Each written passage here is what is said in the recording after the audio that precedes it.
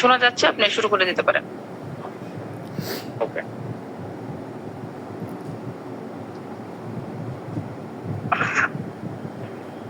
Deer friends, আজকে আমরা follow up এবং সেকেন্ড প্রেসক্রিপশন নিয়ে আমরা ফলো আপ কি, সেকেন্ড প্রেসক্রিপশন পরের কথা। ফলো আপ কাকে বলবো আমরা, আর ফলো আপ কেন হোমিওপ্যাথি ডাক্তারের জন্য জরুরি, রাইট? অনেকেই মনে করে follow up is equal to check up. So called allopathic check up শব্দটা আপনার ডিকশনারি থেকে মুছে ফেলেন। It is not just a check up. আপনি কয়েকটা রিপোর্ট দেখে নিলেন, আপনি রোগীর গায়ে একটু টাচ করে একটু জ্বরটা মাপার চেষ্টা করলেন, বা যে সমস্যাটা হচ্ছে একটু চোখ হাঁ করো, একটু মুখ হাঁ করো, একটু নখের দিকে তাকাইলো, and then further a new prescription. It is not follow up. এটা জাস্ট একটা ফাজলাম।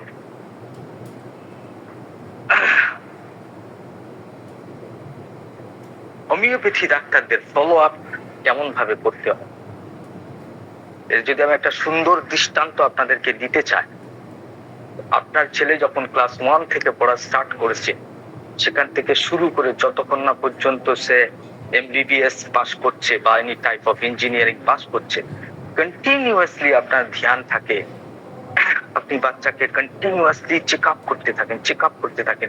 ক্লাস 1 এর রেজাল্ট কেমন হলো, ক্লাস 2 তে রেজাল্ট কেমন হলো, ক্লাস 3 তে কোন বিষয়ে সে দুর্বল, ইজ ইট ম্যাথমেটিক্সে তার কোনো প্রবলেম আসছে, ইজ ইট ফিজিক্যাল সায়েন্সে তার কোনো প্রবলেম আসছে, বায়োলজি বুঝতে গিয়ে তার কি সমস্যা হচ্ছে। যদি দেখা যায় সে জায়গায় সমস্যা হচ্ছে, তখন টিউশন, তখন দেখা যাচ্ছে ফিজিক্সের জন্য একটা আলাদা মাস্টার দিলেন। দেখছেন আপনার ছেলে হচ্ছে কি দেখা যাচ্ছে ম্যাথমেটিক্সে দুর্বল, রাইট? তো আপনি সেখানে দেখছেন সে ক্যালকুলেট করতে পারছে না ঠিক মতো, সে সেই ব্যাপারগুলো ভালো করে বুঝতেছে না, দেন আপনি তার জন্য ফের হয়তো আপনি নিজে চেষ্টা করছেন, বা আপনি টিউশন মাস্টার দিয়ে সেই প্রবলেম গুলোকে সলভ করার চেষ্টা করছেন। এইভাবে কন্টিনিউয়াসলি একটা ধারাবাহিক ভাবে আপনি আপনার সন্তানের রেজাল্ট প্লাস হচ্ছে কি মাঝে মাঝে ইন্টারভিউ, যে সে কেমন ভাবে পড়াশোনা করছে, তার কোন কোন জায়গায় দুর্বলতা আছে, সেই অনুযায়ী সমাধান। ফের পরের বছর দেখা যে না ম্যাথে এবার ঠিক আছে, এবার দেখা যাচ্ছে বাংলাটা সে একটু দুর্বল হয়ে গেছে, তখন আপনি ফের বাংলার ব্যাপারে কনসার্ন হচ্ছেন, এবং সেই ব্যাপারে তার এই প্রবলেমটাকে কিভাবে শর্ট আউট করা যায় সেই চিন্তাটা আপনি করছেন। ফের নেক্সট আপনি বাংলার জন্য হয় আপনি নিজে পড়াচ্ছেন, গাইড করছেন, বা ছেলেকে এইটুকু অত্যন্ত পরামর্শ দিচ্ছেন যে বাবা বাংলাটা 3 ঘন্টা করে এবার পড়বি বা 2 ঘন্টা করে পড়বি, আগে 15 মিনিট করে পড়তিস, বাংলা বলে নজর দিতিস না, ওই জন্য এই সাবজেক্টটাতে নাম্বার কম আসছে। আমরা সবাই অ্যাডাল্ট এখানটায় পুরো ব্যাপারটা বুঝছি কিনা।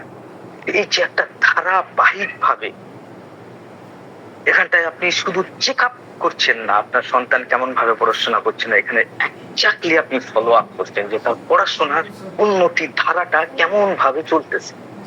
আমাদের ঠিক সেইভাবেই একটা পেশেন্টকে ফলো আপ দিতে হবে, প্রতিবারে তাকে চেক আপ নয় সরি ফলো আপ তাকে নিতে হয় প্রতি সেশন। ওকে, তাহলে এই দৃষ্টান্তের সঙ্গে একজন হোমিওপ্যাথিক ডাক্তারকে ঠিক সেম ভাবে অ্যাপ্রোচ করতে হয়।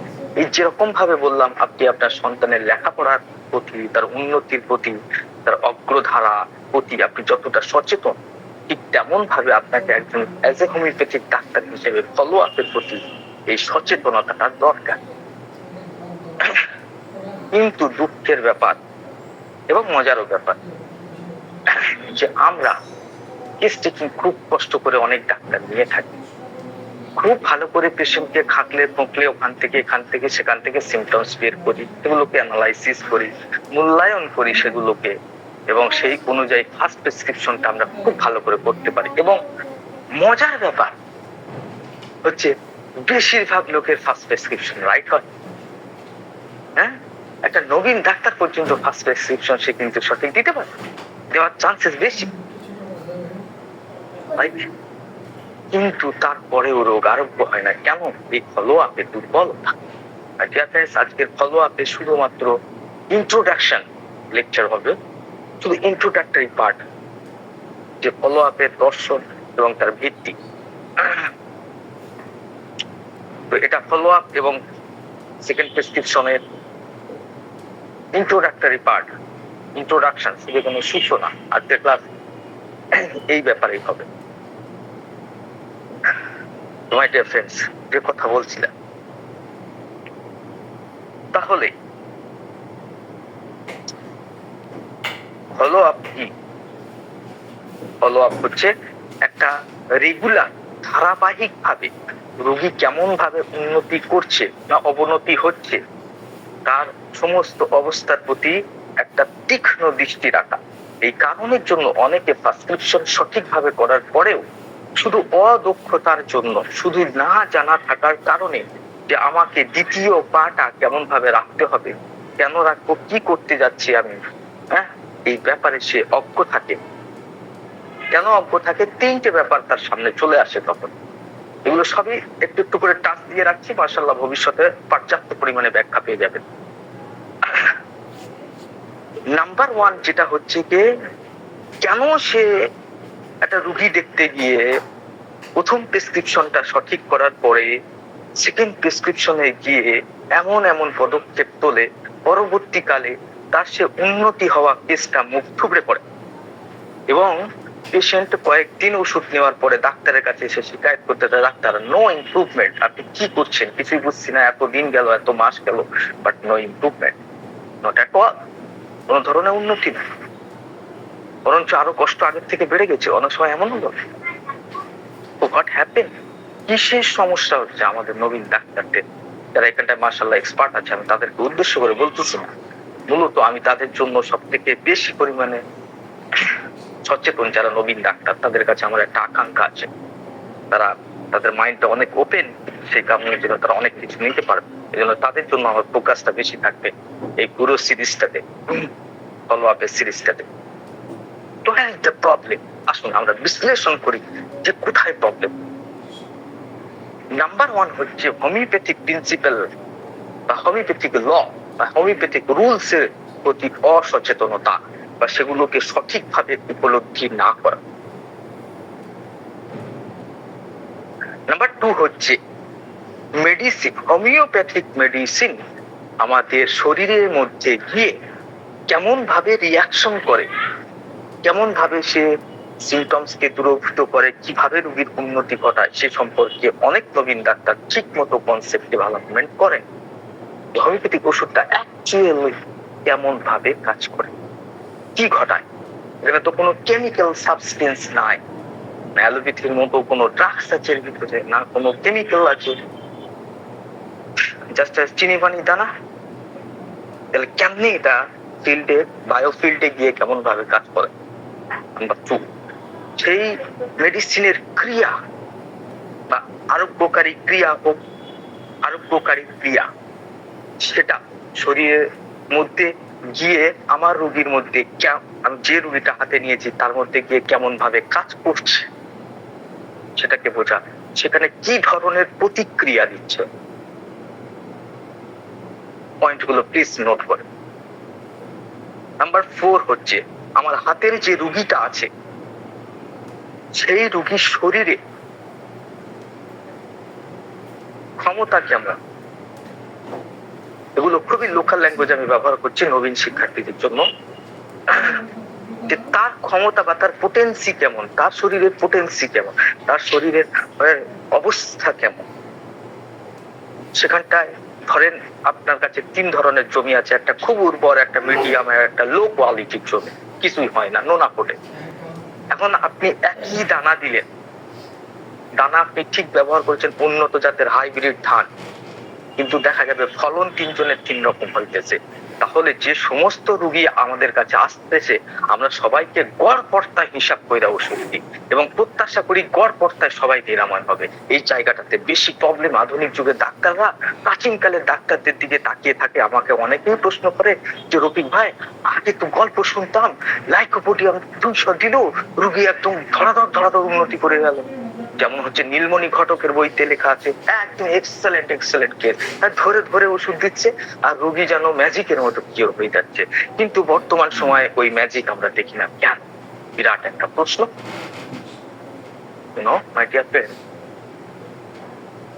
অ্যাকচুয়ালি রোগীকেও আমাদের অ্যাসেসমেন্ট করতে হয়, রোগীকেও বুঝতে হয় যে এই রোগীর মধ্যে আমরা কি প্রত্যাশা করব। তার জন্য আমাদের জানার দরকার পেশেন্টের ডিফেন্স মেকানিজম, অর্থাৎ শরীরের রোগ প্রতিরক্ষার ক্ষমতা, তথাকথিত ইমিউনিটি পাওয়ার, শরীরের মধ্যে প্রতিরোধ যে ক্ষমতা, ভাইটাল ফোর্সের যে একটা প্রতিরক্ষা সিস্টেম আছে সেটাকে বলে ডিফেন্স মেকানিজম, অর্থাৎ প্রতিরক্ষা সিস্টেম ভাইটাল ফোর্সের একটা পার্টস। তো সেটা কতটা পেশেন্টের মধ্যে অ্যাক্টিভ আছে সেটাকেও মাপ করতে হবে। যদি সেটা খুব দুর্বল কন্ডিশনে থাকে, যেমন অ্যাজ এ রোগী মৃত্যুর দুয়ারে পৌঁছে গেছে, ক্রনিক ডিজিজ 25 বছর ধরে অতিবাহিত হয়ে গেছে, অ্যালজাইমার ডিজিজ হয়ে গেছে, ব্রেনের মধ্যে সমস্ত নার্ভ ডিস্ট্রয় হয়ে গেছে, হাড়গুলো একদম পুরো চিরচিরে হয়ে গেছে, হাড়ের মধ্যে ডিজেনারেটিভ চেঞ্জ চলে এসছে, রাইট? রোগী বদ্ধ উন্মাদ 15 বছর ধরে, কিছুই ভাবতে পারে না। এই রোগী আর একটা সুস্থ রোগী যে শুধু এসছে আপনার কাছে লিভারের মধ্যে কমপ্লেইন্স নিয়ে, যে শুধুমাত্র ফ্যাটি লিভারের সমস্যা, আপনি যদি দুইটা রোগীকে সেম দাঁড়িপাল্লায় মাপতে চান এবং একই ভাবে প্রত্যাশা করেন এ যেমন ঠিক হবে এটা তেমন ভাবে ঠিক হবে, দেন ইউ আর রং। আপনি সেখানটায় প্রত্যাশার মধ্যে অবনতি দেখবেন, আপনার মধ্যে হতাশা মনের মধ্যে ঘর করে বসবে। অ্যাজ এ রেজাল্ট হিসেবে কখনোই দুইটা পেশেন্ট সেম রেজাল্ট দিবে না, কেননা তাদের একটা শক্তিরও ব্যাপার আছে, তাদের সুস্থতার নিজস্ব সুস্থতা বা লেভেল অফ হেলথ এর মধ্যে ডিফারেন্স আছে। তো কোন রোগীতে, তাহলে আমাকে রোগীকেও চেনা লাগবে। আমাদের হোমিওপ্যাথিক টোটাল সায়েন্স হচ্ছে রোগীকে বোঝা, প্রথম মৌলিক কথা। মেডিসিন বোঝার আগে, ডিয়ার ফ্রেন্ডস, সবার আগে রোগীকে বুঝতে। রোগীকে বোঝা মানে কয়েকটা সিমটম কালেক্ট করা নয়, ডিয়ার ফ্রেন্ডস। রোগীকে এ টু জেড, তার চামড়া থেকে নিয়ে তার মনের মধ্যে চলা সূক্ষ্ম সূক্ষ্ম চিন্তাগুলোকে অবজার্ভ করতে। ইভেন তাই নয়, রোগীর পাস্ট হিস্ট্রি থেকে, ফ্যামিলি হিস্ট্রি থেকে যে প্রিডিসপোজিশন আসতেছে বা মায়োজেমেটিক ইনফ্লুয়েন্স আসতেছে, সেগুলোকেও বিবেচনার মধ্যে নিয়ে আসতে হবে এবং পেশেন্টের অতীতের রোগগুলো কেমন কেমন ভাবে ডেভেলপমেন্ট করেছে, তখন আপনি একটা ক্যালকুলেশন করতে পারবেন যে এই রোগীতে প্রোগ্রেসের ধারা বা আমি যে মেডিসিন দিচ্ছি উন্নতির ধারাটা কেমন ভাবে পরিচালনা করা যায়।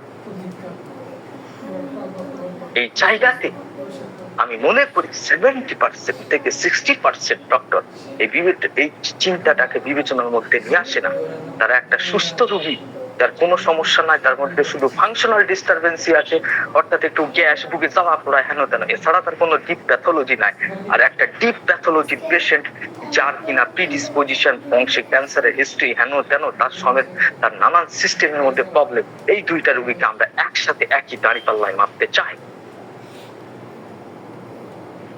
সেখানে একটা বিরাট ধরনের হতাশা, হোমিওপ্যাথি ডাক্তারের মনে অন্ধকার খেয়ে যায়, সে বুঝেই না যে এখানটায় কি ঘটতেছে আর ওখানটায় কি ঘটতেছে। তো লেভেল অফ হেলথ, পেশেন্ট স্বাস্থ্যের কোন অবস্থার মধ্যে আছে এবং সেটা কি হোমিওপ্যাথিক দ্বারা আরোগ্য হওয়া সম্ভব। সমস্ত কেস কিন্তু হোমিওপ্যাথিতে সারে না। যদি ডিস্ট্রাকশনের মাত্রা বেড়ে যায়, যদি সেখানটায় স্ট্রাকচারাল চেঞ্জ ভয়ঙ্কর ভাবে চলে আসে, ডিজেনারেশন চলে আসে, রাইট, তাহলে সেক্ষেত্রে কখনোই উন্নতি হওয়া হোমিওপ্যাথিক ওষুধের দ্বারা সম্ভব নয়। শুধু হোমিওপ্যাথি ওষুধ না, পৃথিবীর কোনো থেরাপি তাকে উন্নতি করতে পারে না। তো আমাদের সীমাটাকে বুঝতে হবে, হোমিওপ্যাথির সীমাটা। আবার অনেক ডাক্তার এমনও মনে করে যে সমস্ত কেসে হোমিওপ্যাথিক স্লোলি ভাবে কাজ করবে, বাট এই ধারণাটাও ভুল।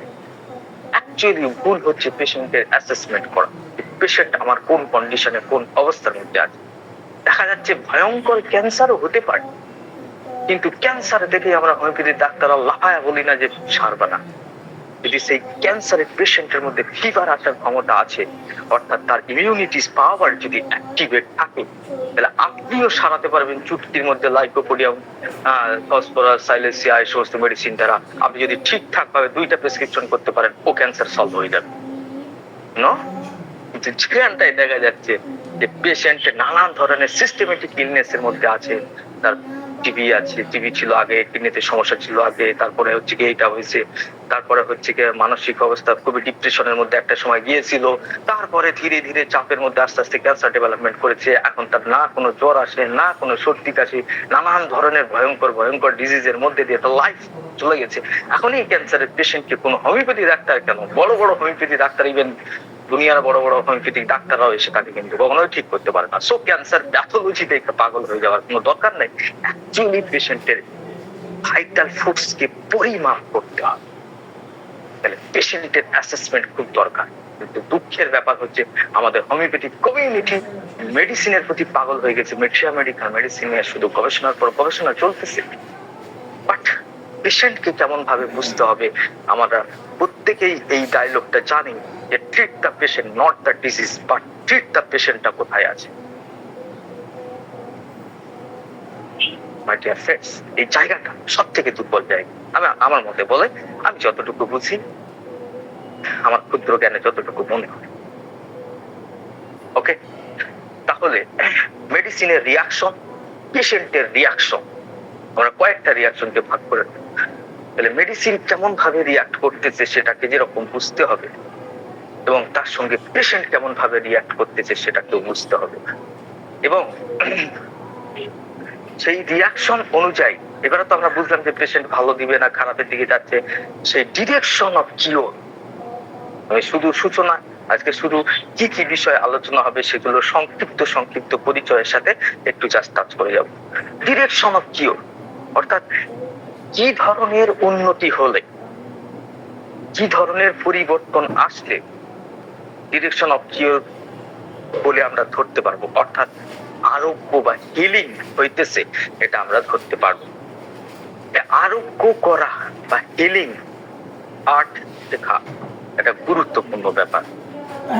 আমরা যদি একটা প্রশ্ন করি, এক্ষুনি আমাদের মধ্যে মতভেদ সৃষ্টি হয়ে যাবে যে একজন ব্যক্তির অ্যাজমা, শ্বাসকষ্ট ছিল, আপনি একটা ড্রাগস, একটা ওষুধ প্রেসক্রিপশন করলেন, তারপর তার হার্টের সমস্যা হলো, হার্টের লেভেলে হার্টের প্রবলেম হলো, রাইট, ভালভের কোনো ডিস্টার্ব হলো বা অ্যানজাইনা পেক্টোরি শুরু হয়ে গেল, কিন্তু শ্বাসকষ্টের আর কোনো বালাই না।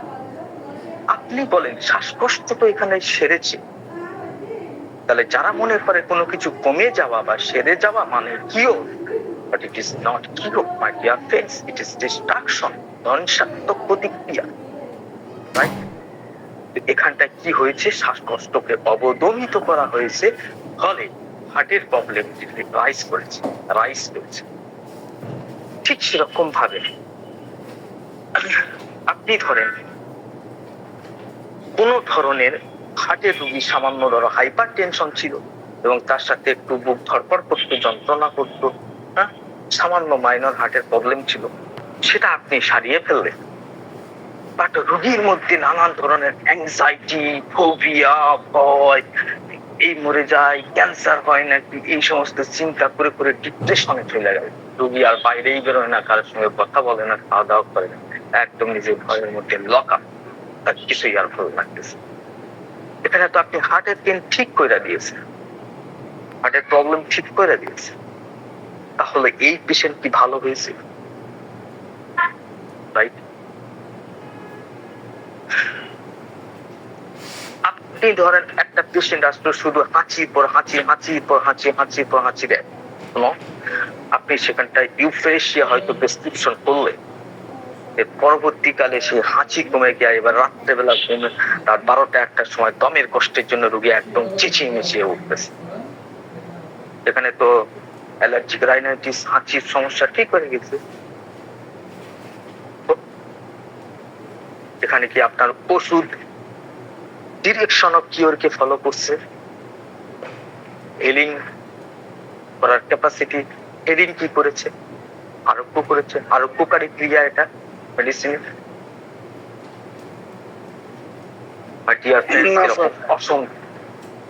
অসংখ্য উদাহরণ দেওয়া যায়। তাহলে যারাই ভাবছেন যে কোন রকম সিমটমস যদি রিলিফ হয়ে যায়, কোন রকম সিমটমস যদি রিলিফ হয়ে যায়, তাহলে আরোগ্য হয়েছে বলে আমরা যদি ধরি, তথাকথিত অ্যালোপ্যাথিক ডাক্তারদের দেখে রেখে মাথার ব্যথা চলে গেছে, সাকসেসফুল, বা একটা আঁচিল চলে গেছে, আঁচিল চলে গিয়ে ভয়ঙ্কর ধরনের নিউরোলজিক্যাল প্রবলেম ক্রিয়েট করছে, নার্ভের সমস্যা ক্রিয়েট করছে, পার্কিনসন ডিজিজ চলে আসে।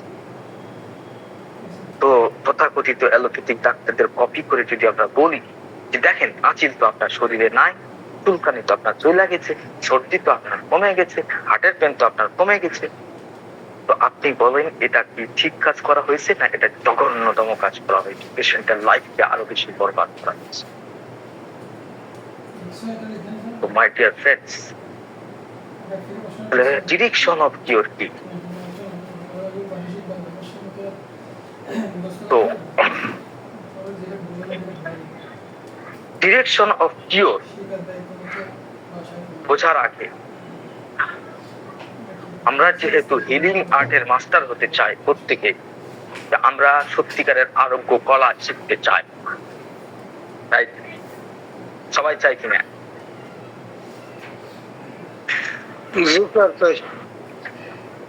সবাই আমরা চাই যে আমরা হিলিং আর্টের মাস্টার হই। Yes my dear friends, homeopathic doctor, allopathy doctor doctor হিসেবে নয়, আপনারা নিজেদেরকে প্রতিস্থাপন করুন, আমরা আরোগ্যকারী ডাক্তার হিসেবে নিজেকে প্রকাশ করব। তার জন্য অন্তঃকরণ দিয়ে প্রচেষ্টা করব এবং আগ্রহ, এবং কখনোই হচ্ছে গিয়ে আমরা পরিশ্রম ত্যাগ করব। যতদিন আপনি শিখতে চাইবেন হোমিওপ্যাথিক, ততদিন আপনি শিখতে পারবেন। যখনই আপনি মনে করবেন আমি মাস্টার হয়ে গেছি, and I can do something, be something, আমি কিছু হয়ে গেছি, তখনই আপনার এই জগৎ থেকে অবসর। তো মাই ডিয়ার ফ্রেন্ডস, যাই হোক, অন্য কথায় চলে যাচ্ছি। তো হিলিং আর্ট যদি শিখি আমরা, তাহলে আমাদের লক্ষ্য কি, হিল কি, আরোগ্য কি? আরোগ্য কি জানতে গেলে সবার আগে জানতে হবে সুস্থতা। আমরা একটা মানুষের মধ্যে কি আনতে চাই, কি প্রডিউস করতে চাই, সুস্থতা বলতে তাকে কোন লেভেলে আমরা নিয়ে যেতে চাই, সুস্থতা সম্পর্কে আমাদের ধারণা, কনসেপ্ট। শুধু পেন চলে যাওয়া মানে পেশেন্ট সুস্থ হয়ে যাওয়া, শুধু ব্যথা জ্বালা কমে যাওয়া মানে পেশেন্ট সুস্থ হয়ে যাওয়া, is it right concept? No my dear friends,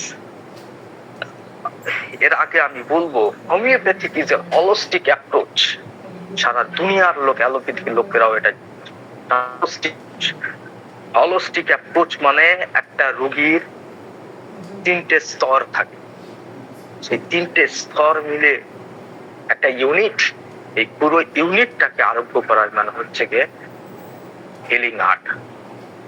অর্থাৎ মানুষের যে তিনটে লেভেল, একটা হচ্ছে তার ফিজিক্যাল বডি, নাম্বার 2 হচ্ছে তার ইমোশনাল স্তর লেভেল, আর নাম্বার 3 হচ্ছে তার মেন্টাল স্টেজ বা মেন্টাল লেভেল। এই 3 লেভেল আমাদের হোমিওপ্যাথি, যখনই আমরা ফলো আপ করবো, যখনই আমরা রোগীকে নেক্সট বারের জন্য তাকে ফের ডাকবো, এই 3টে লেভেলকে কতটা সুস্থ কতটা অসুস্থ সেটাকে বিবেচনা করতে হবে। এবং যদি সুস্থতা কি সেটা যদি না জানেন, আলটিমেটলি গোল কি, লক্ষ্যটা কি, সুস্থতার লক্ষ্যটা কি, তাহলে আমাদের প্রশ্ন করতে হবে যে ফিজিক্যাল লেভেলে সুস্থতা, সুস্থতা বলতে কি বুঝি, আবেগের স্তরে সুস্থতা বলতে আমরা কি বুঝি, মানসিক অবস্থায় সুস্থতা বলতে আমরা কি বুঝি। এই 3টে কনসেপ্ট যদি না ক্লিয়ার হয়, তো আপনি জাজ করবেন কি মাপকাঠি দিয়া। প্রশ্ন আছে কিনা? আপনি বলছেন আমার রোগী আবেগের দিক থেকে সুস্থ আছে, মানসিক দিক থেকে সুস্থ আছে, তার মানে আপনি কি বুঝছেন রোগীর মধ্যে, কি দেখলে ভাববেন যে সুস্থতা? গ্রেট কোশ্চেন না?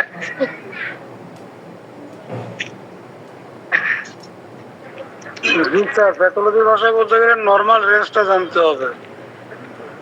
ইয়েস, হ্যাঁ, যেমন আপনি ব্লাড পরিমাপ করছেন, তো ব্লাডের প্রেশারের নরমাল ব্যাপারটা কি, ততক্ষণ না জানবেন, তখন হচ্ছে কি হাই ব্লাড প্রেশার কোনটা, লো ব্লাড প্রেশার কোনটা আপনি বুঝবেন।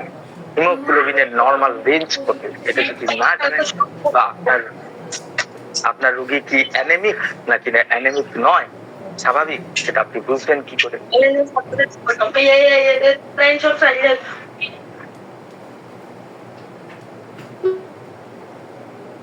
আপনি কি বলছেন আমি বুঝতে পারি। জাহাঙ্গীর ভাই একটু মিউট করেন, জাহাঙ্গীর ভাই।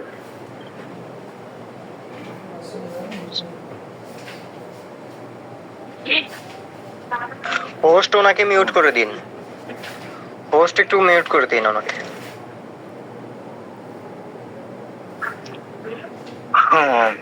প্রশ্ন একটা বড় চলে এসছে, তার আগে আমি একটা আপনাদের সামনে স্ক্রিন শেয়ার করতে চাই। Please wait.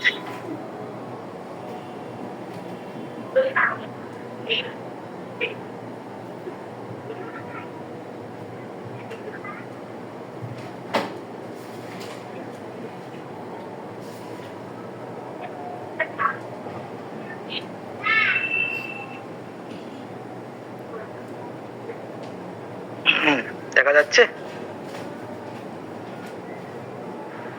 জি স্যার, দেখা যাচ্ছে, তবে ঝাপসা, ক্লিয়ার না স্যার?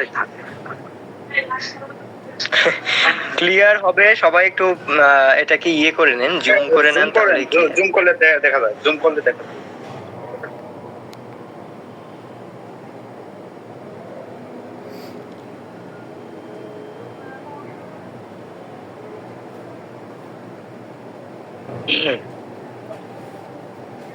তো what is health? So health is a freedom. Health is a freedom. Freedom from pain in the physical body and having attained a state of well-being. Freedom from passions on the emotional level, having as a result a dynamic state of serenity and calm. And freedom from selfishness in the mental sphere, having a result total unification with the truth. Key master, great master, Dr. Vidul Kas. চিন্তার কোনো কারণ নাই, প্রত্যেকটা ব্যাপারকে আমি explain করে দিচ্ছি। Physical ব্যাপারে আমরা কি লক্ষ্য করবো, ফিজিক্যাল ব্যাপারে ফলো আপ নেওয়ার সময় আমরা দেখবো ফিজিক্যাল স্টেট তো আমরা সবাই বুঝি, এবং এটাকে এতটা বোঝানোর কোনো দরকার নাই। তারপরেও বলি, যে কোনো ধরনের রোগ, যে কোনো ধরনের অস্বস্তি, ছোট মাইনর অস্বস্তি থেকে প্রচন্ড পরিমাণে দুর্বলতা থেকে শুরু করে ব্যথা জ্বালা পর্যন্ত, তাহলে একটা সামান্য ফিজিক্যাল লেভেলের অস্বস্তি থেকে শুরু করে অস্বস্তি মানে স্বস্তিদায়ক অবস্থার মধ্যে আপনি নাই, এবং সেটা হতে পারে দুর্বলতাও পর্যন্ত একটা কিন্তু ফিজিক্যাল সিমটমস। দুর্বলতা থেকে শুরু করে ব্যথা জ্বালা ভয়ঙ্কর ধরনের যন্ত্রণা, এবং এই স্টেজের মধ্যে যখন মানুষ থাকে, কেন সে ফ্রিডম থেকে বঞ্চিত? আমি আপনার একটা এক্সাম্পল দিই। আপনি হয়তো কোনো অফিসের একজন বস, একজন ভালো কর্মচারী, সুন্দরভাবে আপনার অফিসে সমস্ত কাজ আপনি করেন। এই কাজের দ্বারা যেমন আপনি পেট চালান, সোসাইটিতে ধরেন আপনি একটা ভালো গার্মেন্টস ফ্যাক্টরে কাজ করেন, সোসাইটিতে গার্মেন্টস এর ব্যাপারে আপনার একটা অবদানও আছে। তাহলে আপনি শুধু নিজের জন্য কাজ করছেন না ভাই, আপনি আপনার সংসারের পেট করছেন এবং সোসাইটির জন্য কিছু করছেন। বাই বস হিসেবে, বাই কর্মচারী হিসেবে, বা একজন রিক্সা করে টেনে নিয়ে গার্মেন্টস গুলোকে এক জায়গা থেকে আরেক জায়গায় সাপ্লাই দিচ্ছে, সেটাও সেই হিউম্যানিটিতে কিছু যোগদান প্রদান।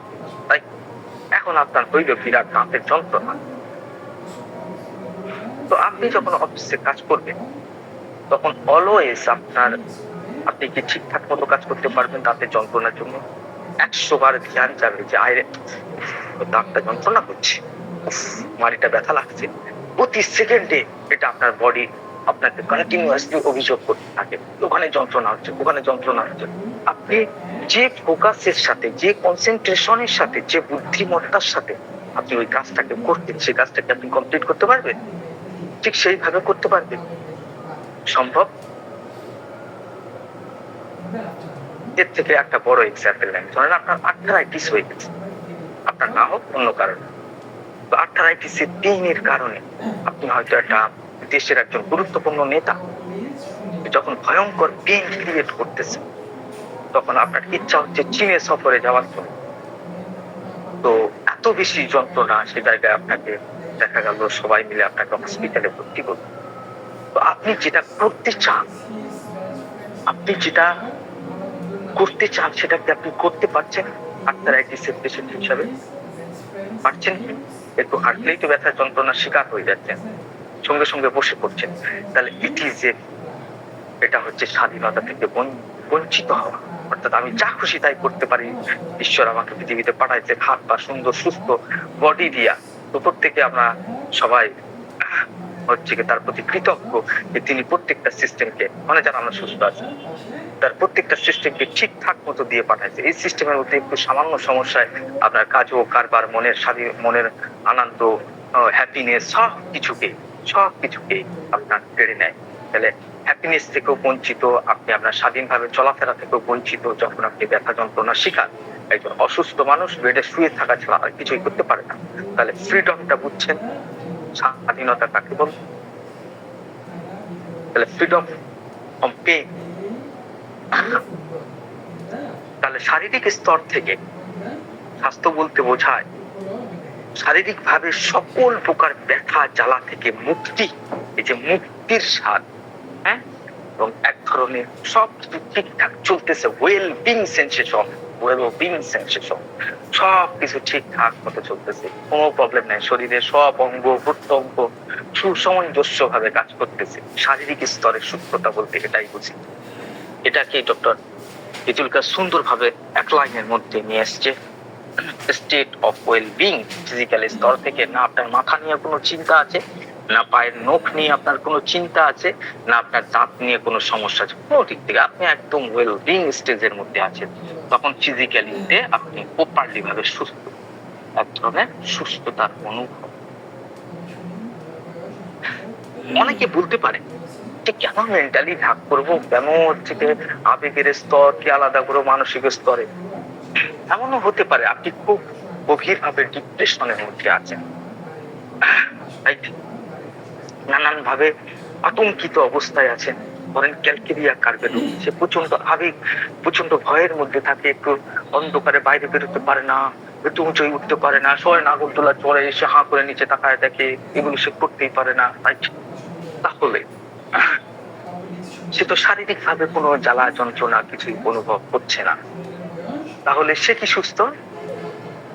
আপনাদের মনে হয় সে সুস্থ? যে প্রচন্ড উদ্বিগ্ন অবস্থায় রাত কাটায়, কখন কি হয়ে যায় না হয়ে যায়, হ্যাঁ, বিছানার মধ্যে ছটফট করছে, কিন্তু তার শরীরে কোনো জ্বালা নাই, কোনো যন্ত্রণা নাই। তাহলে সে কি সুস্থ?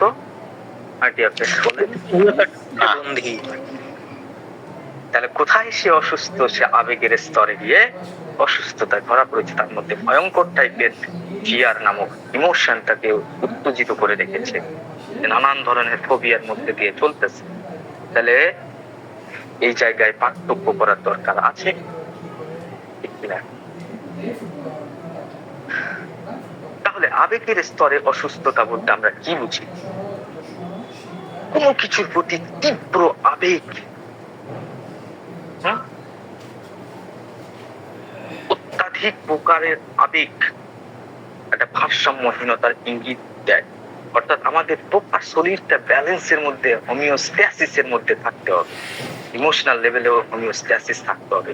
যদি কোনো ব্যক্তির কোনো জিনিসের প্রতি বা কোনো ব্যক্তির প্রতি কোনো ধরনের তীব্র আবেগ থাকে, যে তীব্র আবেগ কারণে সে অসুস্থ। ধরেন আপনার একটা সুন্দর ওয়াইফ আছে,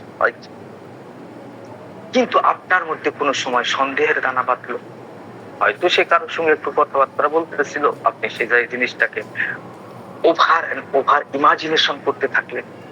আপনার ইমোশন অর্থাৎ জেলেসি ভাব, হ্যাঁ, ঈর্ষা আপনার মনের মধ্যে আস্তে আস্তে ধরাই। কোন ব্যক্তির প্রতি? যে ব্যক্তি তার সাথে গল্প করছে, বা আপনি অফিসের কাজকর্ম বাদ দিয়ে মাঝে মাঝে বাসায় চলে আসতেছেন ওয়াইফের চেক করার জন্য, দেখি সে তার সঙ্গে গল্প করছে, এবং তার প্রতি, ওই ব্যক্তির প্রতি আপনার তীব্র রাগের সৃষ্টি হচ্ছে। এত রাগ যে আপনি কন্ট্রোল করতে পারছেন না, আপনার মনে হচ্ছে যে আপনার হাত দিয়ে একটা মার্ডার হয়ে যেত।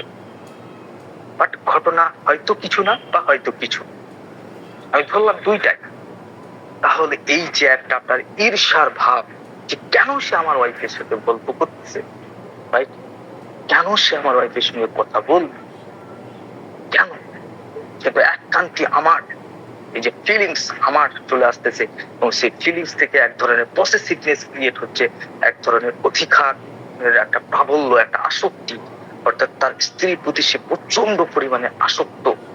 হ্যাঁ, আসক্তি এটা একটা নির্দিষ্ট লেভেল থাকার দরকার আছে না? আমাদের ধর্মগ্রন্থে যদি পছন্দ না হয় কারোর জীবন হানি না করে ডিভোর্স করে রাখেন, আপনার মনের মধ্যে হয়তো রাত্রেবেলা একটা অদ্ভুত চিন্তা আসলো যে এত অশান্তির মধ্যে বাঁচি না যখন দুইজনের মারা করে খালাস করে, এরও কতল করলেন ওরও কতল করলেন, ফলস্বরূপ আপনি হয়তো শারীরিক ভাবে সুস্থ কিন্তু চলে গেলেন জেলের পিছনে। তাহলে এখানটায় আপনার কোন জিনিসটা আপনাকে ক্ষতি করবে? কোন জিনিসটা?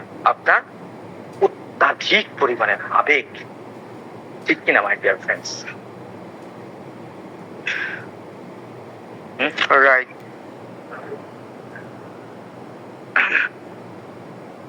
আপনি বলবেন সেখানে ভালোবাসা ছিল, বাট ইটস নট লাভ। লাভ কখনো ক্ষতিকারক হতে পারে না ডিয়ার ফ্রেন্ডস। এখানটায় হচ্ছে কি, তা আপনার স্ত্রীর প্রতি আপনার হয়তো একটা প্রয়োজনীয়তা বা একটা নিরাপত্তাহীনতা, স্ত্রী ছাড়া আপনি একজন নিরাপত্তাহীন একজন ব্যক্তি, বা আপনার প্রয়োজন খুবই আপনার লাইফের জন্য, আপনার সমস্ত, আপনার হাসির জন্য, আপনার খুশির জন্য, সবকিছুর জন্য তার প্রয়োজন। তাকে আপনি অ্যাজ এ একজন পার্সন হিসেবে চিন্তা করছেন না, অ্যাজ এ ফার্নিচার হিসেবে কল্পনা করছেন। এই কল্পনাটা ভালোবাসা নয়, এটা জাস্ট একটা আবেগ যেটা ল্যাকেসিসের মধ্যে জন্ম নেয়, আইওসিয়াসমসের মধ্যে ক্রিয়েট করে।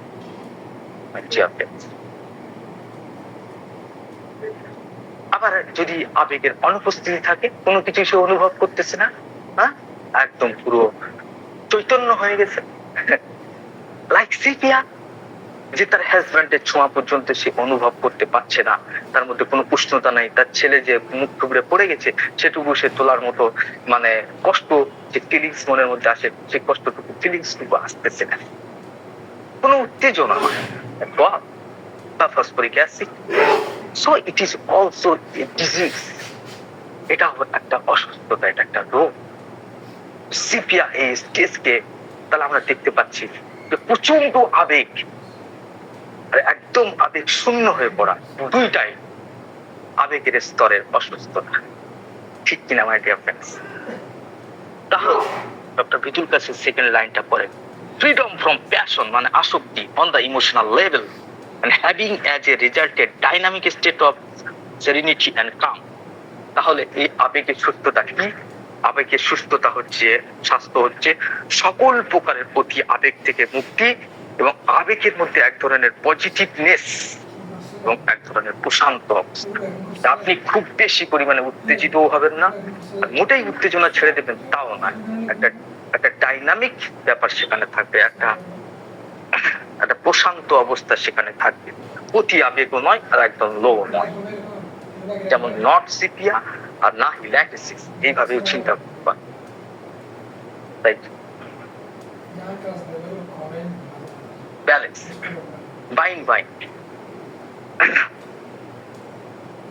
ওই জন্য আমরা যারা ধার্মিক ইসলামিক রিলিজিয়নে বিশ্বাস, তারা আমরা একটা দোয়া করি, ইহদিনাস সিরাতাল মুস্তাকিম, সিধে রাস্তার উপরে পরিচালিত করো। সিধে রাস্তা, সিরাতুল মুস্তাকিম শব্দকে যদি আপনি বিশ্লেষণ করেন, অর্থাৎ সিধা রাস্তা, যেখানটায় না খুব হাইপার আর নাই খুব হাইপো, মিডিয়াম। ইসলাম হচ্ছে বাইন, অর্থাৎ একটা মিডিয়াম পথকে বেছে নেয় সবসময়, না খুবই অ্যাগ্রেসিভ আর নাই খুব লোয়ার স্টেজ।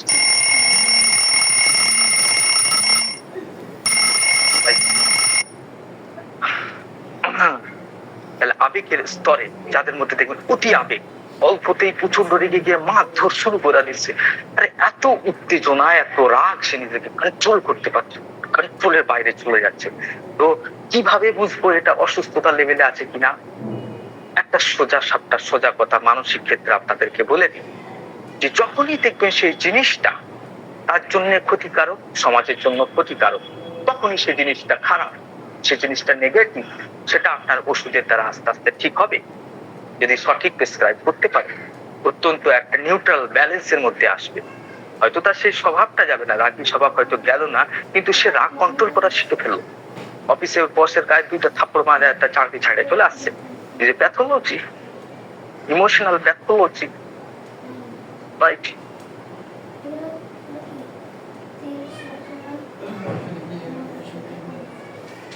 লাইফ যেন প্রভাবিত না হয়, এমন আবেগ যেন তার না থাকে। সেই আবেগ যদি থাকে তাহলে ইমোশনাল লেভেলে সে অসুস্থ। ইমোশনাল লেভেলে খুব অসুস্থ হয়ে গেলে মানুষ কি হয়, লোথিং অফ লাইফ, মানে একদম আবেগ শূন্য হয়ে পড়ে। তখন অনেক সময় সুইসাইড করে বসে, দেখছেন, জীবন পর্যন্ত নিয়ে নিতে পারে এই আবেগ। অতিরিক্ত পরিমাণে প্রেমিকার জন্য কান্না, হতাশা, না আর বাঁচবো না, বইলা গলায় দড়ি দিয়ে শুইলা পড়লো। সিলেটিক ইমোশন, একটা ধ্বংসাত্মক আবেগ তাকে ধ্বংস করে দিল, রাইট? সমস্যা তো তার ফিজিক্যালি ছিল না। তাহলে এটাকে একটা পজিটিভলি ভাবে একটা কাম কুল পজিশনে থাকবে, এটা হচ্ছে আবেগের স্তরের সুস্থতা। মাই ডিয়ার ফ্রেন্ডস, এবার মানসিক স্তরের মেন্টাল কামনেস বলতে কি বুঝবো? তো এই প্রশ্নটা কিন্তু খুবই জটিল প্রশ্ন, যে মানসিক স্তরের সুস্থতা বলতে আমরা কি বুঝি?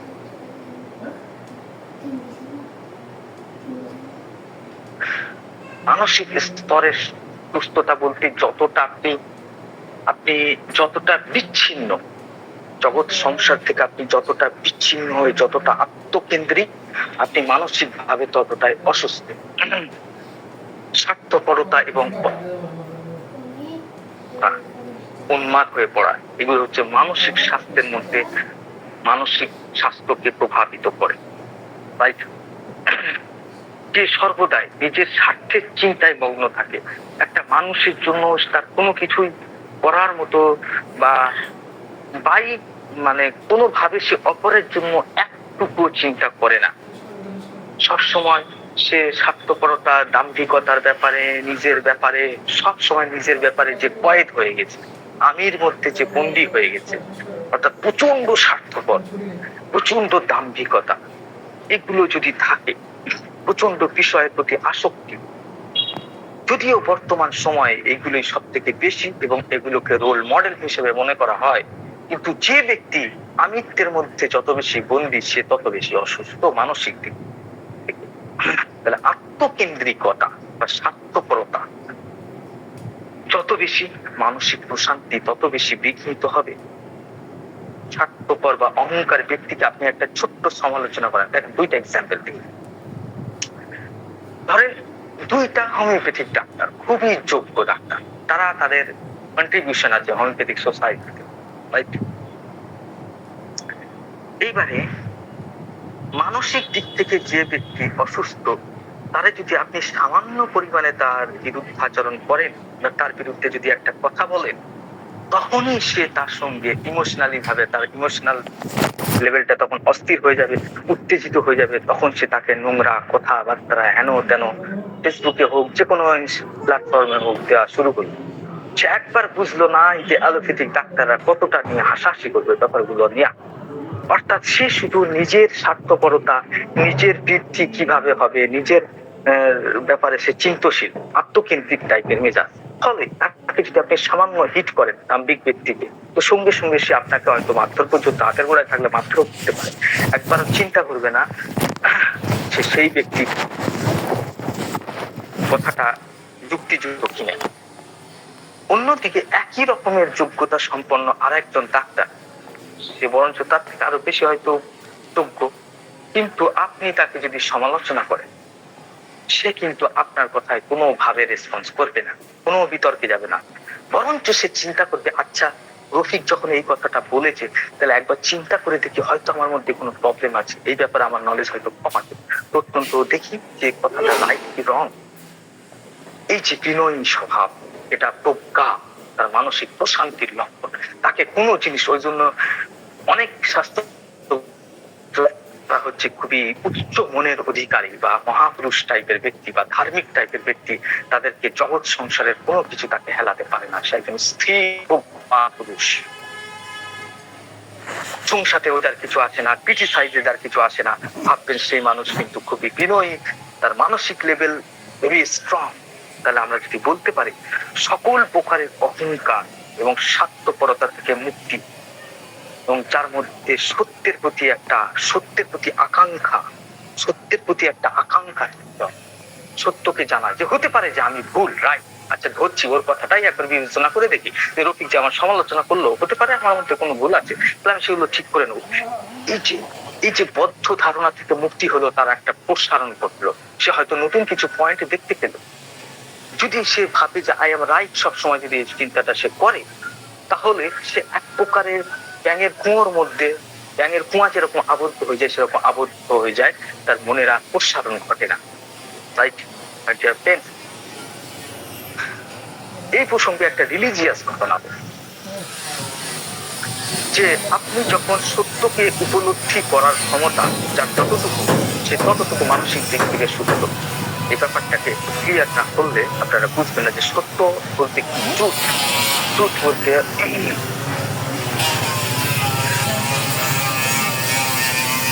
এবং ট্রুথ ব্যাপারটা কখন আসে, যখন মানুষ বিনয়ী হয় তখন তার কাছে সত্য ধরা দেয়।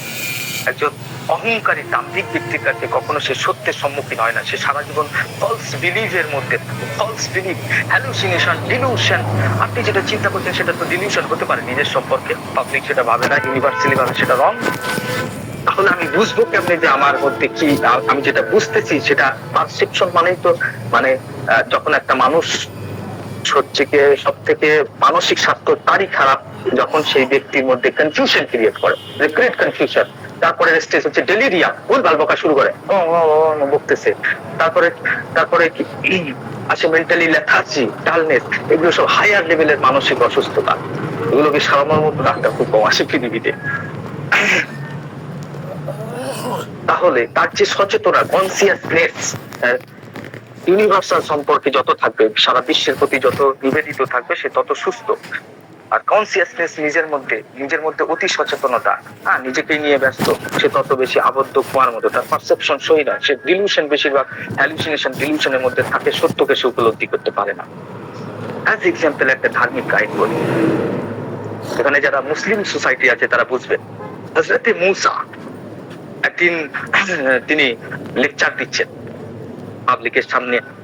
তিনি অবশ্যই নিষ্পাপ, নবী মানে সে নিষ্পাপ, তারা আল্লাহ কর্তৃক হচ্ছে নিয়োজিত এবং তাদের চরিত্রকে সেইভাবে সংশোধন করা হয়েছে।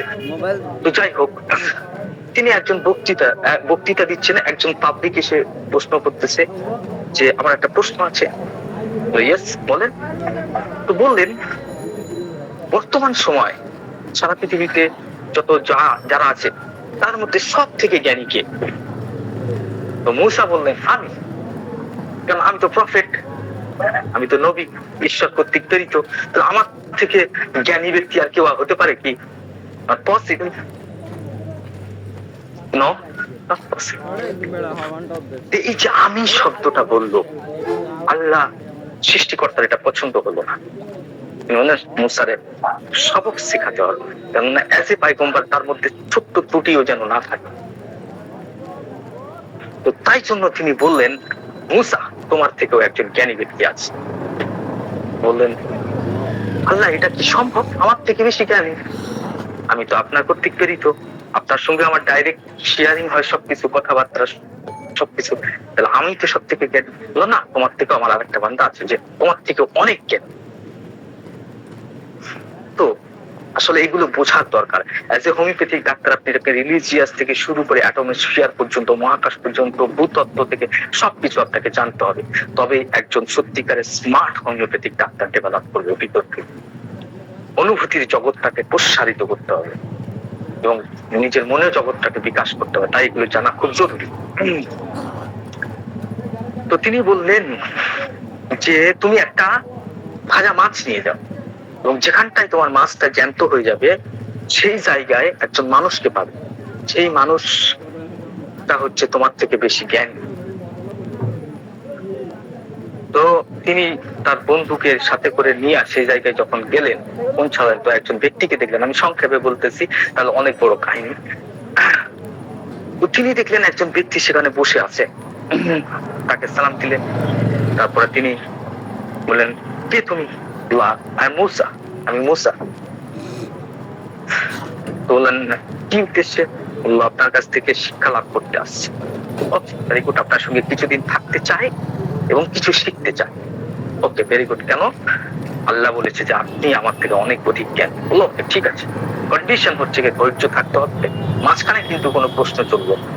তিনি যেতে যেতে একটা নৌকায়, যে নৌকাতে তিনি পারাপার করছেন তার কাছে পয়সা নেওয়া হয়নি, তারা রেসপেক্টেড পার্সন হিসেবে সেই নৌকায় তিনি ফুটো করে দিয়েছেন। তাই মূসা ছিলেন অন্যায়ের প্রতিবাদকারী, প্রচন্ড ধরনের রাগ তার উপর, আর প্রচন্ড রাগী স্বভাবের লোক। বলে এটা আপনি কি করবেন? তারা আমাদেরকে পছন্দ করে ভালোবেসে ভাড়া নিল না, আর আপনি তার নৌকাটা ছেদ করে দিলেন, বেচারি গরিব মানুষ খাবে কি করে? বললেন শর্ত কিন্তু মনে আছে না, তুমি আমার সঙ্গে থাকতে পারবে না, তোমার মধ্যে ধৈর্য নাই। ওকে ঠিক আছে, নো প্রবলেম, মাফ করে দেন, ভুল হয়ে গেছে। সেকেন্ড তিনি হঠাৎ রাস্তায় যেতে যেতে একটা বাচ্চা খেলা করছে, তাকে ধরে মার্ডার করে ফেলবে, মেরে ফেলবে, হত্যা করবে। মূসা প্রচন্ড পরিমাণে রেগে গেলেন, হযরতে মূসা আলাইহিস সালাম প্রচন্ড পরিমাণে রেগে গেলেন।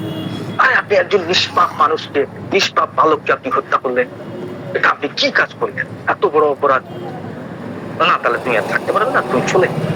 আচ্ছা, থার্ড হচ্ছে কি তিনি একটা গ্রামের মধ্যে পৌঁছালেন, যেখানটায় হচ্ছে কি একটা দেয়াল ধসে পড়েছে, একটা ঘর ভেঙে গেছে, হ্যাঁ দেয়ালটা আর হয়ে গেছে, পড়ে যাওয়ার উপক্রম হইতেছে। তিনি সেখানটায় খাওয়ার জন্য কিছু চাইলেন, দুইজন মিলে, আমরা অতিথি গেস্ট, আমাদের কিছু খাবার দেন, প্রচন্ড ক্ষুধা পাইছে। গ্রামবাসী কিন্তু তাদের কথায় কর্ণপাত করলেন। তিনি মূসাকে বললেন, মূসা তুমি আসো, আমরা দুজন মিলে পাঁচিলটারে ঠিক করি। সকাল থেকে নিয়ে সুন্দর করে সন্ধ্যে পর্যন্ত সেই দেয়ালটাকে তারা মেরামত করল। মূসা আলাইহিস সালাম আপনার থাকতে পারলেন না, বললেন এমন একজন মানুষের আপনি উপকার করছেন, এমন গ্রামবাসী লোকেদের যারা কিনা আমাদের আতিথেয়তা গ্রহণ করলো না, হ্যাঁ আমাদের অতিথি হিসেবে বরণ করলো না, আপনার তার জন্য আপনি দেয়াল ঠিক করছেন না? একে তো পেটে কিছু নাই, আর তার উপরে পরিশ্রমের উপরে পরিশ্রম, নিয়ে কেমন কথা? কিন্তু অদ্ভুত ধরনের কাজ করলাম আমরা। তো হযরত খিজির আলাইহিস সালাম বললেন ওকে নো প্রবলেম, এই পর্যন্ত আমাদের জার্নি শেষ, আপনি আপনার শর্ত রাখতে পারেননি। তো শুনে ফার্স্ট ব্যাপার হচ্ছে ওই নৌকা যে আমি ফুটো করেছিলাম আল্লাহর আদেশেই করেছি, এবং আল্লাহ আমাদের দেখাইছে, জ্ঞান দিয়েছে আমাকে সেই ব্যাপারে যে কেন আমি ফুটো করলাম, সেটা তুমি দেখো। এই গ্রামের মধ্যে একজন অত্যাচারী শাসক আছে, সে সমস্ত নৌকা নিয়ে নিচ্ছে, মানে রিজেক্ট করছে, সেগুলোকে সিল করে দিচ্ছে এবং সেগুলোকে নিয়ে নিচ্ছে। এখন এই নৌকাটা যদি ফুটো হয়ে থাকে তাহলে রাজকর্মচারীর লোকেরা যারা আসবে তারা ফুটো নৌকা দেখে সেটাকে নিয়ে যাবে না, পরবর্তীকালে সে তালি তুলি দিয়ে ফের আবার কাজ চালাতে পারবে। তাহলে গরিবটাকে উপকার করলো কিনা?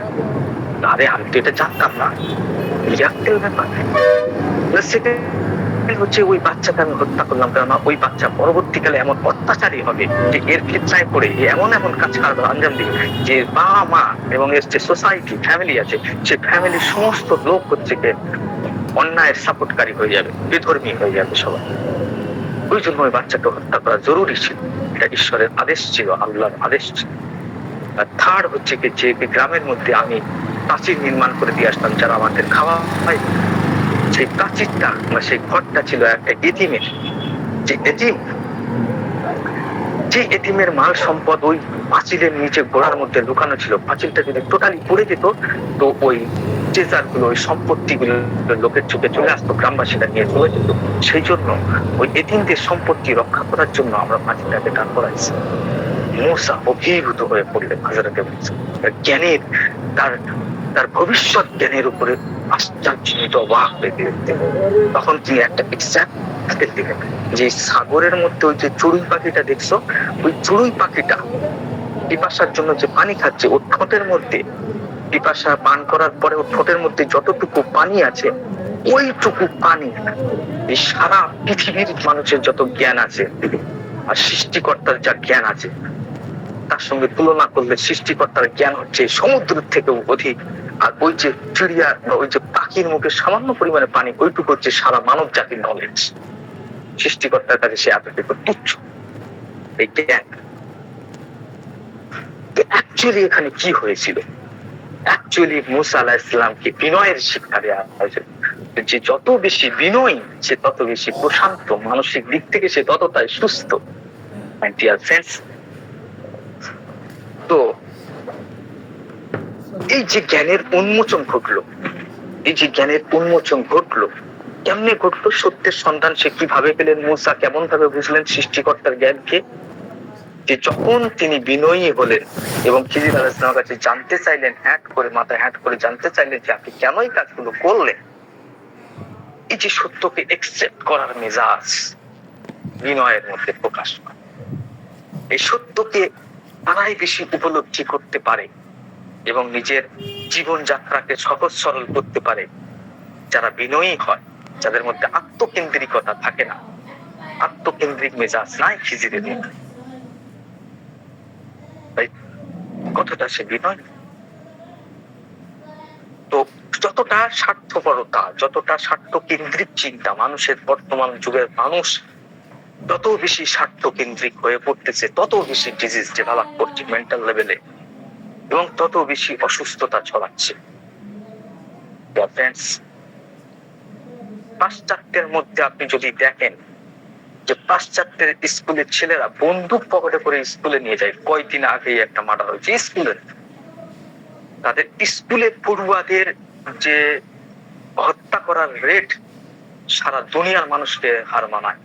তারা কি সুস্থ? তারা মানসিক ভাবে সব থেকে অসুস্থ। সুইসাইডের রেট সব থেকে বেশি জাপানে। কেন সুইসাইড করছে? এত উন্নত সভ্যতা, এত উন্নত খাবার দাবার, সব দিক থেকে হাইজিন সবকিছু মেনটেন করে এই মানসিক এবং আবেগের লেভেলে তারা প্রচন্ড পরিমাণে অসুস্থ। Physical separation, mental and emotional level is disease condition. তাহলে স্বাস্থ্যের পরিমাপ তাহলে কি হবে? তাহলে স্বাস্থ্যের পরিমাপ বলতে আমরা স্বাস্থ্য বলতে বুঝি ব্যথা থেকে মুক্তি, সুস্থতার অনুভব, অতি আবেগ থেকে মুক্তি, একটা শান্তিপূর্ণ গতিশীলতা, গতিশীল অনুভূতি, আবেগের লেভেল থেকে, অহংকার ও স্বার্থপরতা থেকে মুক্তি, সত্যের প্রতি সত্যকে একসেপ্ট করার মতো মনোপ্রবৃত্তি, সত্যের চিন্তা ভাবনা, সত্যের প্রতি স্বচ্ছতা। এটাই হচ্ছে যে মানসিক, ফিজিক্যাল এবং মেন্টাল লেভেলে স্বাস্থ্যের পরিমাপ। রাইট? এবং এর মধ্যে আমাদের ভারসাম্যটাকে বজায় রাখতে হবে সবসময়। মাই ডিয়ার ফ্রেন্ডস, এবারে আমি যে কথাগুলো বলতেছি সেগুলোর একটা এক্সাম্পল, একটা অ্যাজ এ কেস হিসেবে দিচ্ছি, যদিও কেসটা আমার নয়। আমারও কেস অনেক অসংখ্য আছে, সেগুলো এত বেশি জটিল এমন উপস্থাপনা করার মতো নয়। মানসিক একটা মানুষের 3টে লেভেলে কিভাবে অসুস্থ হয়ে পড়ে সেটার একটা বাস্তব দৃষ্টান্ত দেব। আমাদের যে মায়াজাম আছে, সেই মায়াজাম অ্যাক্টিভেট হয় কোনো স্ট্রেসের কারণে, সেটা শারীরিক কষ্ট হোক, মানসিক কষ্ট হোক, চাপ হোক। তো এই সমস্ত জিনিসগুলোর প্রতি, যেমন হচ্ছে ধরেন কোনো বিষয়ে আপনি কারোর কাছে প্রত্যাখ্যাত হয়েছেন, দুশ্চা হয়েছেন, আপনি অপমানিত হয়েছেন, তাচ্ছিল্য, পেশাগত ব্যর্থতা, প্রিয়জনের মৃত্যু, এই সমস্ত স্ট্রেস আমাদের লাইফে কন্টিনিউয়াসলি আসতে যেতে থাকে এবং প্রত্যেকের তার প্রতি প্রতিক্রিয়া, তার প্রতি রিয়াকশন জানানোর ফেজও আলাদা আলাদা হয়। তো যখন এই স্ট্রেস গুলো আমাদের কোনো একটা প্রিডিসপোজিশন বা মায়াজামকে অ্যাক্টিভেট করে দেয়, তখন আমাদের মধ্যে রোগের সৃষ্টি হয়। এই যে একটা রোগ প্রবণতা সেটা তার মধ্যে আছে, অর্থাৎ সেই ধরনের মেন্টালিটি, সেই ধরনের মানসিকতা, এবারে একটা স্ট্রেস এসে একটা রোগ উপহার দিচ্ছে। ধরেন অ্যাজ এ নাক্সভমিকার কথা আমি চিন্তা করি, তো সফল কে হতে চায় না? পৃথিবীর সব মানুষ সফল হতে চায়, আমরা সবাই সফল হতে চাই। আমাদের মধ্যে উচ্চ আকাঙ্ক্ষা আছে, অ্যাম্বিশন, অ্যাম্বিসিয়াস, রাইট? আমাদের মধ্যে অ্যাংজাইটি আছে, আমাদের মধ্যে স্ট্রেস আছে। তো এইগুলো কিন্তু একটা স্বাভাবিক লেভেলে থাকলে কোনো ব্যাপার নয়, কিন্তু নাক্সভমিকার মধ্যে রোগ সৃষ্টি হওয়ার জন্য তার যে ডিওডিনাল আলসার আছে, সেই আলসার কেমনি মানসিক অবস্থার জন্য দায়ী দেখেন, ব্যালেন্সটাকে বোঝার জন্য যে আমাদের মেন্টালি, ফিজিক্যালি, ইমোশনালি কেমন ভাবে ব্যালেন্স হওয়া দরকার। আর যদি ইমব্যালেন্স হয়ে যায় কোনো স্তরে, তাহলে কেমনে রোগ সৃষ্টি হয় তার একটা উদাহরণ। এবং আমাদের ক্লিনিক গুলোতে ফলো আপ নেওয়ার সময় কেন সমস্ত ব্যাপারগুলোকে গুরুত্ব সহকারে বিবেচনা করতে হবে এবং রোগের ডিরেকশন অফ কিওর কেমনে হইতেছে সেটা বোঝার জন্য অ্যাজ এ এক্সাম্পল একটা কেস। তো অ্যাম্বিসিয়াস হওয়া কোনো খারাপ ব্যাপার না, কিন্তু প্রচন্ড অ্যাম্বিসিয়াস হওয়া, যেটা তার দৈনন্দিন জীবনকে প্রভাবিত করবে, সেটা কিন্তু খুবই খারাপ ব্যাপার। তো আমাদের নার্স ভূমিকা মেট্রিয়া মেডিকার মধ্যে এমন একটা মেডিসিন যে কিনা সব থেকে বেশি ইরিটেবল, সব থেকে বেশি উত্তেজিত হ্যাঙ্গার কন্ডিশনের মধ্যে থাকে, এবং ডু অ্যান্ড ডাই নার্স ভূমিকার মধ্যে হাইলি অ্যাম্বিসিয়াস পারসন হিসেবে আমরা তাকে জানি। তো জীবনে সে সফল হওয়ার জন্য, সফলতার সিঁড়িতে চড়ার জন্য সে প্রচন্ড পরিমাণে চেষ্টা করে, সর্বোচ্চ তার সব থেকে বেস্টটা দিয়ে সে চেষ্টা করে,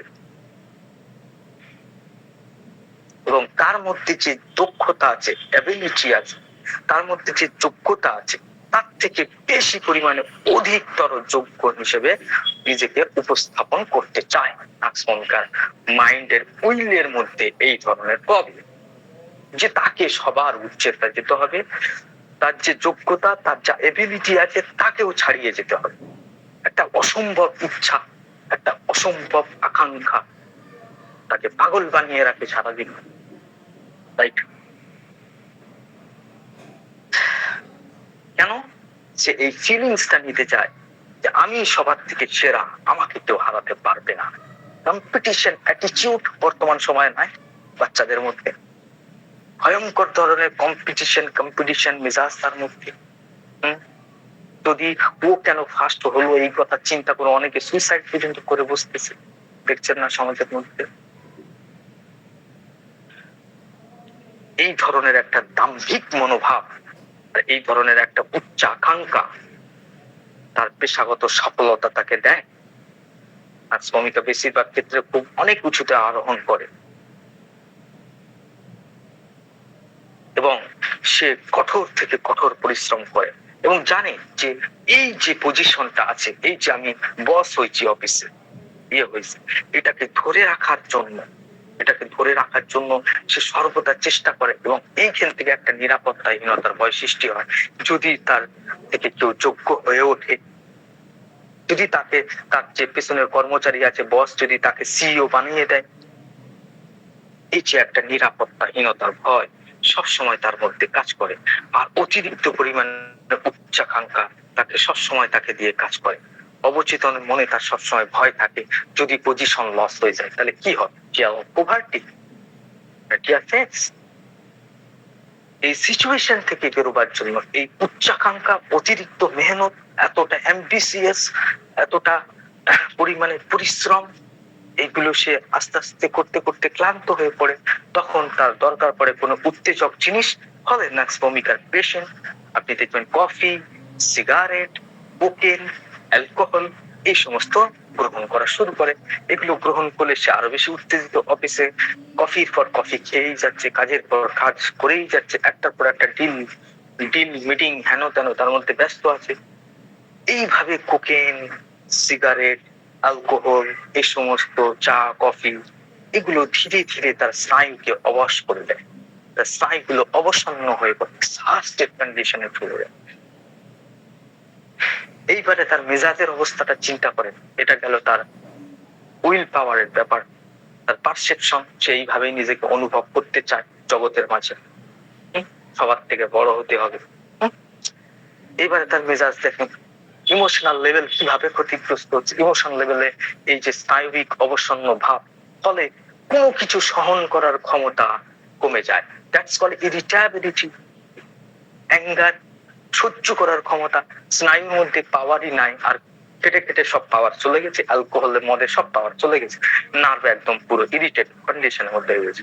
ফলে ছোট মোটো কথা, ছোটখাটো ব্যাপার নিয়ে আসে বিরাট বড় বড় ঝামেলা ক্রিয়েট করে, কর্কশ ভাবে চেঁচামেচি করে অফিসের লোকেদের প্রতি, কর্মচারীদের প্রতি, অধীনস্থর প্রতি, বাড়ির লোকেদের প্রতি। সামান্য ভুলে সে এক একটা মানুষকে শাস্তি দিতে থাকে, রাগে অন্ধ হয়ে গিয়ে সে মারপিট পর্যন্ত করে বসে, হাত চালিয়ে দেয় কর্মচারীদের উপরে। মাঝে মাঝে অনেক মারামারির ইতিহাস ঘটে যায় নার্সভূমিকা। এইবারে তার এই যে মেন্টাল আর এই যে ইমোশনাল স্টেজ, বলেন এখানটায় রুগী আবদ্ধ থাকবে? No my dear friends. এইবারে সে একজন সফল ম্যানেজার হলো বটে, কিন্তু আস্তে আস্তে তার মধ্যে ডিওডিনাল আলসার, মারাত্মক গ্যাস্ট্রিকের প্রবলেম শুরু হইবে। তাই প্রথমে সিমটমস হালকা করে আসতে শুরু করলো, বুকে জ্বালা পোড়া, টক টক ঢেকুর, ছেলের মধ্যে খাওয়ার পরে পরে পেটের মধ্যে নানান ধরনের কষ্টকর অনুভূতি, হ্যাঁ, এবং ওই যে নাক্সভমিকার টিপিক্যাল সিমটমস যেটা হচ্ছে কি পায়খানা করার আগে পেটের মধ্যে ব্যথা ব্যথা ভাব, হ্যাঁ, ব্যথার সাথে পায়খানা হয়, কোষ্ঠকাঠিন্য দেখা দিচ্ছে, ছাগল নাদির মতো ছোট অল্প অল্প পায়খানা হচ্ছে, হ্যাঁ, এই সমস্ত কষ্টের মধ্যে সে থাকা শুরু করলো। দিনের বেলায় সে নানান ধরনের কাজে, নানান ধরনের মিটিং এ প্রচুর ব্যস্ত, প্রচুর ধূমপান করে, প্রচুর কফি খায়। এবার যখন সন্ধ্যাবেলা রাত্রেবেলায় সে বাড়ি ফিরে, তখন মাথার মধ্যে ব্যবসা করতে থাকে। এবার সে রিল্যাক্স হওয়ার জন্য মদ পান করে ঘুমোতে যায়, অ্যালকোহল খাইতেছে। তাই এদিকে তার নানান ধরনের উদ্বেগ, এদিকে তার উচ্চাকাঙ্ক্ষা, এদিকে তার পদ হারিয়ে যাওয়ার ভয়, হ্যাঁ, এই সমস্ততে সে মদের পর মদ, এইসব চাপ থেকে বেরোবার জন্য, একটু রিল্যাক্স হওয়ার জন্য সে মদের পর মদ খেতে চায়, মাতালের থেকে আরো বেশি মাতাল হয়ে ওঠে। রাইট? এইবারে সে হয়তো স্ত্রী ওয়াইফের কাছে যায়, কিন্তু তার নার্ভ তো খুবই দুর্বল, ইরিটেবল, ভালো মতো যৌন স্পৃহা জাগানোর জন্য সে তখন নানান ধরনের সেক্সুয়াল ভিগোরা হেন তেন ইউজ করতে থাকে। রাইট? উদ্দীপকের দরকার পড়ে, এবং এই সমস্ত ব্যাপার স্যাপার তার কাছে খুবই ক্লান্ত পাওয়া। এইভাবে বছরের পর বছর থাকে। একটা সময় ধীরে ধীরে সে শারীরিক এবং মানসিক ভাবে প্রচন্ড অবসাদগ্রস্ত হয়ে পড়ে, মেন্টালি ডিপ্রেশন চলে আসে, শরীরের মধ্যে সেই ধরনের ক্লান্তি একটু কাজ করলেই অবসন্ন হয়ে পড়ে। আস্তে আস্তে তার কোমরে পেশিতে খিচুনি বাঁধে, খিচুনির মতো সমস্যা হয়, তাতে ঘুমানোর জন্য ফের ঘুমের ওষুধ খেতে হয়। এইভাবেই তো চলে। ফলে ধীরে ধীরে একটা সময় তার মধ্যে বড় ধরনের সমস্যা ক্রিয়েট করে, দেখা যায় আর্টিরিওস্ক্লেরোসিস হয়ে গেল। রাইট?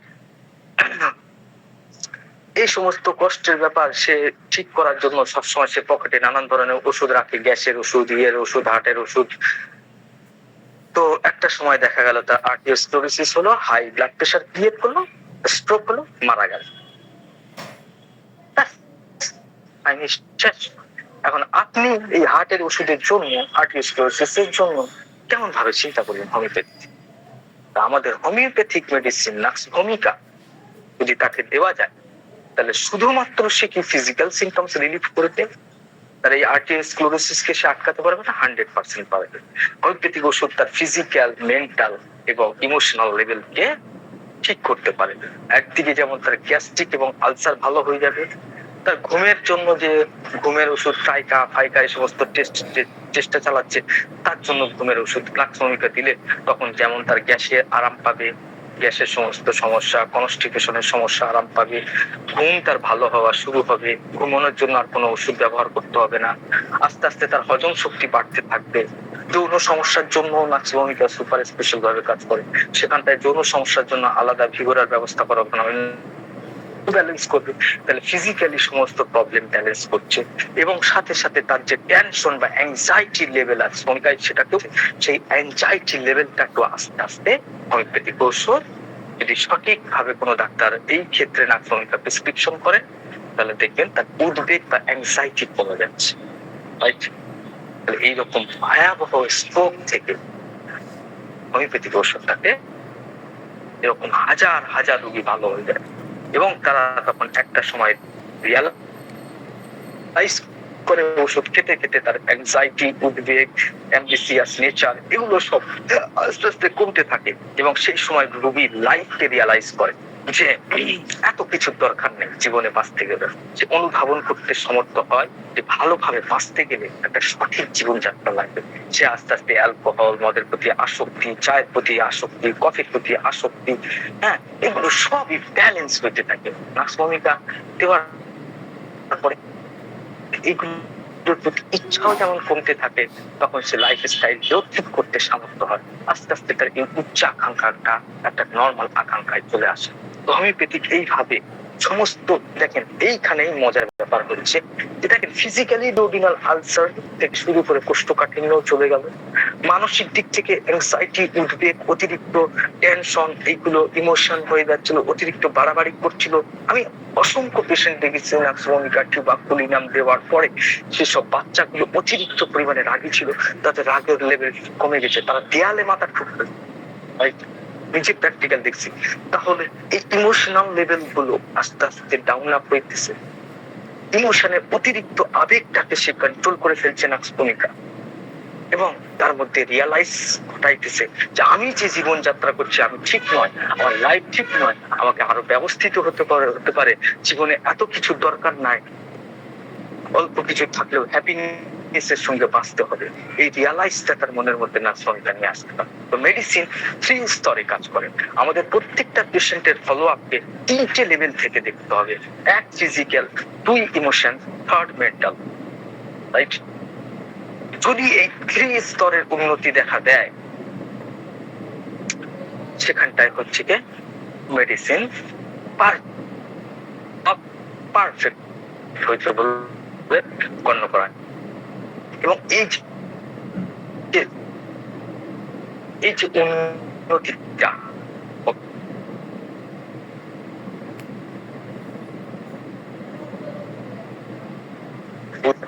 পারে, এবং অবশ্যই আজকের আমরা শিখলাম ফলো আপে জরুরি এবং কি হোমিওপ্যাথিক বেসিক নলেজ জানতে হবে। আপনাদের ক্লাসে হবে 1 অ্যাফোরিজম থেকে 22 অ্যাফোরিজম পর্যন্ত ভালো করে স্টাডি করে আসবেন। বেসিক কনসেপ্ট যে হোমিওপ্যাথিক মেডিসিন বডির মধ্যে গিয়ে কি ধরনের পরিবর্তন ঘটায়, কেমনে হোমিওপ্যাথিক ওষুধ কাজ করে, এটাকে বুঝতে হবে। এবং পরবর্তীকালে যে সমস্ত ক্লাসগুলো আছে আস্তে আস্তে রোগীকে কেমন ভাবে চিনবো, রোগীর স্বাস্থ্যের স্তরকে কেমন ভাবে চিনবো, এগুলো ইন ডিটেলসে ক্লাস হবে। এবং হেরিংস লটা প্রত্যেকেই একটু দেখে আসবে। পরবর্তী ক্লাস বেশিরভাগটা হেরিংস লর উপর হবে, যে ডিরেকশন অফ কিওর কেন।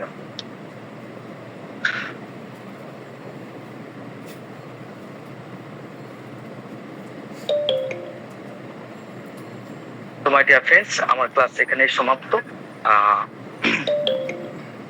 মাত্র 3 জনের প্রশ্ন আমি নিব। অলরেডি অনেক সময় চলে গেছে, আমি ঘড়ির দিকে তাকিয়ে ক্লাস করি নাই, বলতে বলতে অনেকটাই হয়ে গেছে, 1 ঘন্টা 18 মিনিট হয়ে গেছে অলরেডি। এটা ছিল introduction period.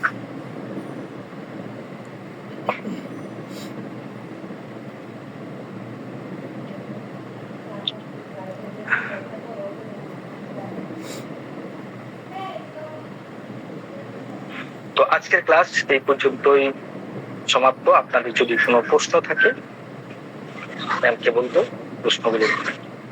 Thank you doctor Rafiqullah Shah sir তার মূল্যবান বক্তব্য আমাদের সামনে রাখার জন্য।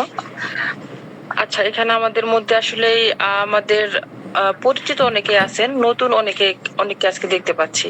আজকের ক্লাস সম্পর্কে কারো যদি কোনো প্রশ্ন থাকে তাহলে আপনারা একটু প্রশ্ন করতে পারেন, বা কোনো জায়গায় কোনো ক্লিয়ারিটির দরকার থাকলে কিন্তু ক্লিয়ার করে নিতে পারেন। নতুন পুরাতন যারা আছেন সবাইকে বলতেছি একটু তাড়াতাড়ি করতে হবে, আমাদের ক্লাসটা জাস্ট 5 মিনিটস। আর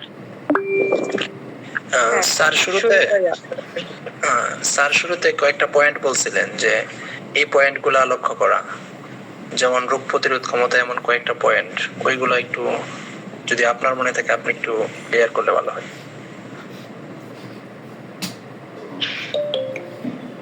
হ্যাঁ ভাইয়া, ক্লাসের রেকর্ডটা দেওয়া থাকবে, আপনি একটু রেকর্ডটা দেখে নেবেন, কেমন? রেকর্ডটা দেওয়া থাকবে। আর কারো কোনো প্রশ্ন আছে?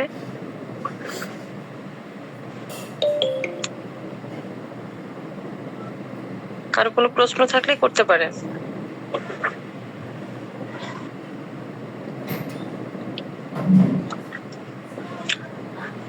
ঠিক আছে, সম্ভবত আর কারো কোনো প্রশ্ন নাই স্যার, আমরা আজকের ক্লাসটা এখানে সমাপ্ত ঘোষণা করতে পারি। ওকে, অ্যাকচুয়ালি ইন্ট্রোডাকশন পার্ট ছিল তো, আর এখানটায় ইন্ট্রোডাকশন পার্ট ছিল তো, এই জন্য বেশিরভাগ ব্যক্তির কোনো প্রশ্ন নাই। এর পরবর্তীকালে আমরা একটার পর একটা টপিক নিয়ে আসবো। আপনাদের যারা একটু পড়ে আসবেন তারা খুব ভালো বুঝবেন, তাদের পড়া আছে তাদের কোনো ব্যাপার নাই। 1 থেকে 22 অ্যাফোরিজম পর্যন্ত ভাইটাল ফোর্স এবং ভাইটাল ফোর্সের মেকানিজম সম্পর্কে, রোগ সম্পর্কে, হ্যাঁ, এই সিমটমস কেমন ভাবে আসে, এই ব্যাপারগুলো একটু ভালো করে দেখে আসবেন এবং তার সাথে এরিক্স লটা দেখে আসবেন। পরবর্তী ক্লাসে আমরা মূল টপিকের মধ্যে চলে যাব এবং বোঝার চেষ্টা করব যে ফলো আপে কোন পয়েন্ট গুলোকে আমাদেরকে বিবেচনার মধ্যে নিয়ে আসতে হবে, কোনগুলোকে আমরা লক্ষ্য করব এবং প্রিন্সিপাল অফ হোমিওপ্যাথি অনুযায়ী আমরা কিভাবে ফলো আপ নিতে পারি। Thank you very much. প্রত্যেক সদস্যকে আমার আন্তরিকভাবে শুভেচ্ছা, অভিনন্দন আমার সঙ্গে থাকার জন্য এবং সহযোগিতা করার জন্য। তাহলে আসসালামু আলাইকুম, আবার নেক্সট ওয়ালাইকুম আসসালাম, ধন্যবাদ স্যার, অসংখ্য ধন্যবাদ আমাদেরকে জন্য। Thank you.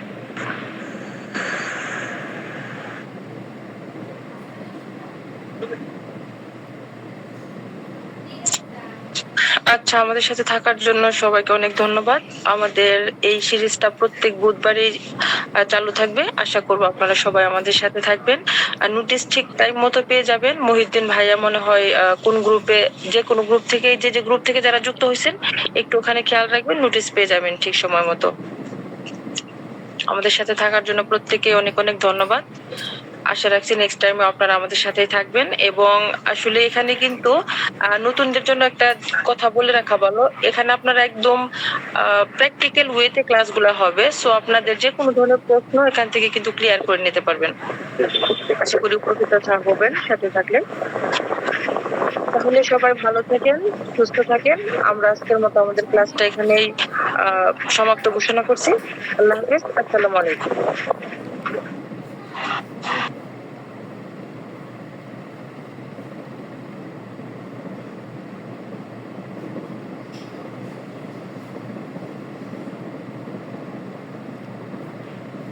আসসালামু আলাইকুম। কেউ কি